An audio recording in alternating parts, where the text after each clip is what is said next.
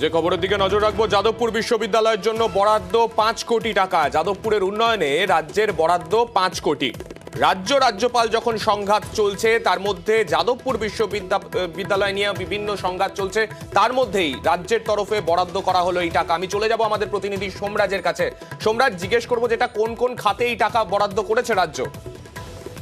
দেখো, মূলত বিশ্ববিদ্যালয়ের যে হোস্টেলের যে পরিকাঠামোর উন্নয়ন, সেই উন্নয়নের ক্ষেত্রেই 5 কোটি টাকারও বেশি টাকা বরাদ্দ করলো রাজ্যের উচ্চশিক্ষা দপ্তর। কেন এই অর্থ বরাদ্দ?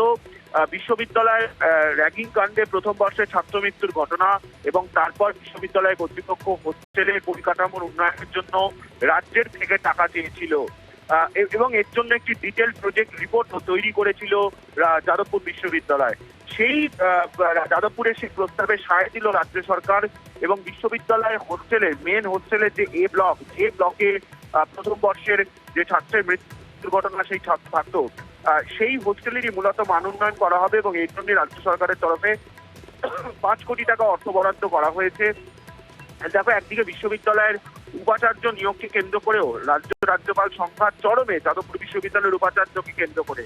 সেই জায়গায় দাঁড়িয়ে রাজ্যের তরফে এই 5 কোটি টাকা অর্থ বরাদ্দ করা হলো এবং বিশ্ববিদ্যালয়ের মেন হোস্টেলের এই ব্লকের জন্য এই অর্থ বরাদ্দ তেমনটাই রাজ্যের উচ্চশিক্ষা দপ্তরের তরফে জারি করা নির্দেশ। বেশ, ধন্যবাদ সোমরাজ। আর উপাচার্যের ক্ষমতা ছাড়তে চান বুদ্ধদেব সাউ। আপাতত যাদবপুরের উপাচার্যের ক্ষমতা তিনি ছেড়ে দিতে চান।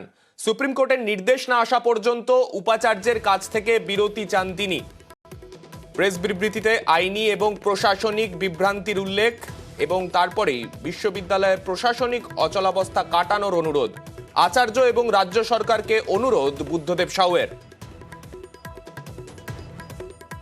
উপাচার্যের দায়িত্ব তো ছাড়তে চাওয়ার কোনো প্রশ্নই নেই। 23 তারিখে দুটো চিঠি এসেছিল কন্ট্রাডিক্টরি। দ্বিতীয় চিঠিটা এসেছিল রাজ্য সরকারের তরফ থেকে। রাজ্য সরকার কন্টিনিউ করে যেতে বলছে। রাজ্য সরকারেরটাই আমাদের কোর্টের মহামান্য মেম্বাররা তারা অ্যাকসেপ্ট করেছেন এবং সেই অনুযায়ী কনভোকেশনও হয়েছে। আবার যাদবপুর ইউনিভার্সিটিতে এখন বিভিন্ন জায়গায় স্যালারি তারা আটকে আছে। সেই কারণে আমি আপাতত সিগনেচার করছি না।